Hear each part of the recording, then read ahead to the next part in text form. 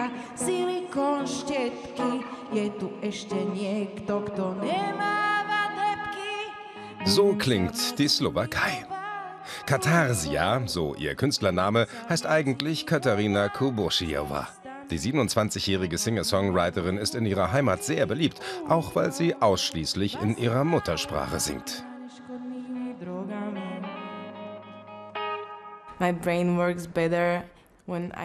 Mein Gehirn funktioniert einfach besser, wenn ich meine Texte auf Slowakisch schreibe.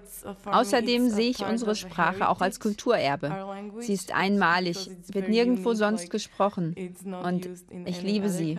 Ich liebe sie sehr.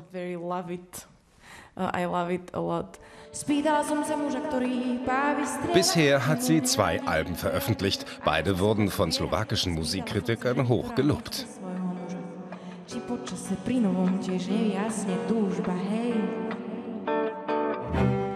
Bei der Konzertreihe So klingt Europa stellen sich die besten Musiker eines Landes vor.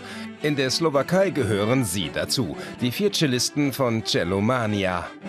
Oder Ludmila Stefanikova.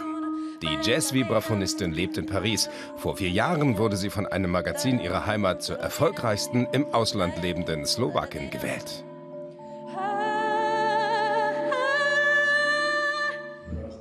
Auch Gesprächsrunden gibt es. Immer dabei die Finanzminister. Moderiert von Peter Limburg, dem Intendanten der Deutschen Welle. Diese Veranstaltungsreihe will ja den Reichtum Europas zeigen.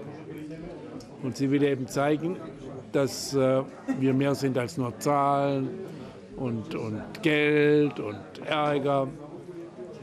Und im Übrigen habe ich mich daran erinnert, Jean Monnet, einer der Gründer der Europäischen Einigung, hat gesagt, wenn ich noch einmal anfangen würde, würde ich mit der Kultur anfangen.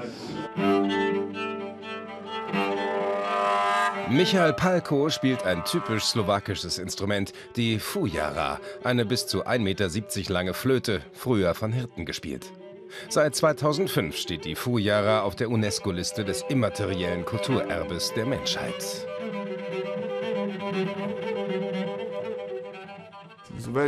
Es ist typisch in der Slowakei, das Rozvuk zu spielen, diese Art von Klangeffekt.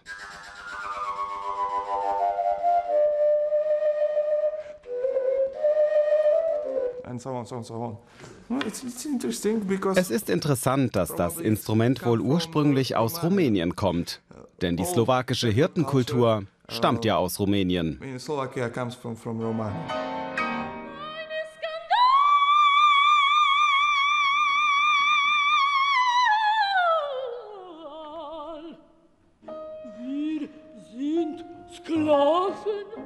Weltstar Edita Gruberova. Sie ist die bekannteste Musikerin der Slowakei.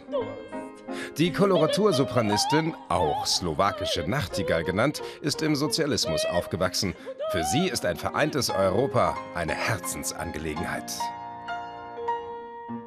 Ich bin total unpolitischer Mensch, kenne ich mich da nicht aus, aber wenn das nur so aus den wirtschaftlichen Interessen da so zerfallen sollte, weil der kann das nicht und dem fehlt das und so weiter. Also das wäre schon an der Zeit, dass wir uns alle an den Schopf nehmen und für Europa toll und ganz hart dazu stehen.